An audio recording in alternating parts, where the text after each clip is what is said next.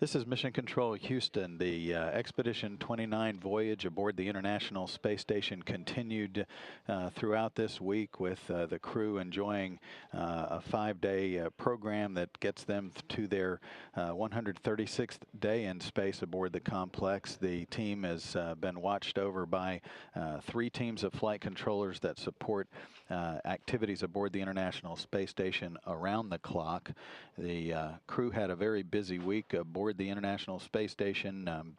Beginning back on Monday, Mike Fossum oversaw some maintenance activities with the electrical systems on board the station, reconfiguring some of the electrical systems and replacing 2 of the switching boxes, remote power control modules in the Destiny laboratory.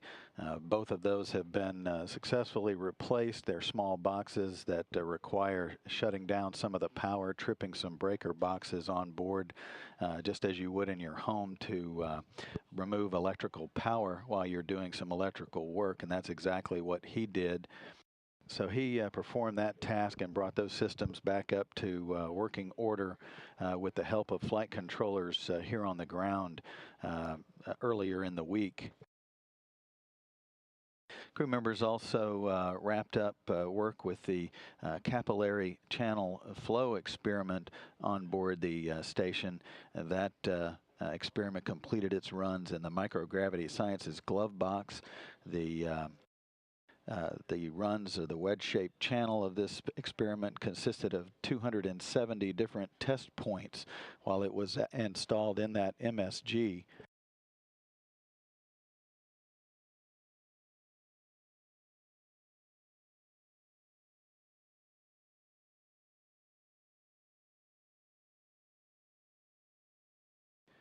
Also, the crew members watched along with the flight control teams on the ground as the Russian flight control team on Wednesday completed a partial reboost of the station's altitude. The station's altitude was raised from about 239 to 241 statute miles. That reboost of the station is part 1 of 2, the second part upcoming this coming Wednesday, where the station's altitude will be boosted once again another about 3 to 4 miles. All of that sets the stage for the undocking of a Progress supply vehicle that's at the station right now. That 42 Progress vehicle will leave the station on Saturday, October 29th, and a new Progress vehicle, the 45th Progress vehicle, will launch on the 30th of October and arrive at the station on November 2nd.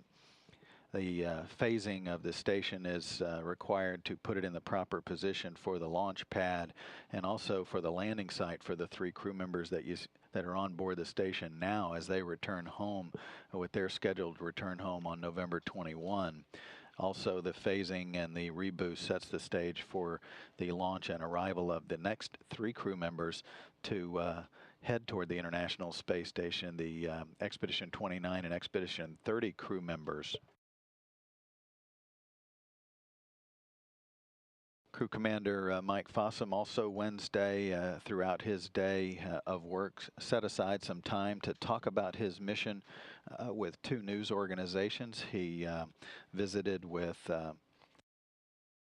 Denise Chow with Space.com, the space-based website, and also with ABC Radio's Vic Ratner, talking about his mission aboard the International Space Station and his planned return home.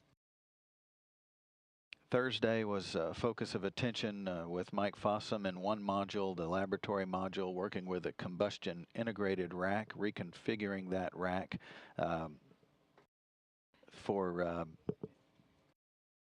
future flame type experiments. The fluids and combustion facility accommodates different challenges of working with fluids and combustion processes in microgravity. The FCF actually occupies 2 powered racks on the ISS, one being the combustion integrated rack, the other the fluids integrated rack. So he spent a great deal of time working with that with choreographed work from the Marshall Space Flight Center in Huntsville, Alabama. His colleague Satoshi Furukawa worked on the Kibo Laboratory gradient heating furnace. In the Kabairo rack of that module, a vacuum furnace that contains 3 heating blocks that need periodic maintenance. Today, Friday, the crew wrapped up its week conducting additional inspections of that GHF, or that gradient heating furnace. The crew also worked with some other experiments around the laboratory as stowage continued for the departure of that 42 Progress vehicle. Mike Fossum also worked with the water recovery system on board the station and completed that activity, and the crew will then spend the weekend with some light duty before starting another full week of activities on Monday. So a busy week for the Expedition 29 crew. They'll start up again on Monday with some light work over the weekend, and the flight control team will continue to watch over station systems as the station operates in excellent health. Have a good weekend, everyone. We'll be back again on Monday with another hour of coverage of Expedition 29's voyage aboard the International Space Station. This is Mission Control Houston.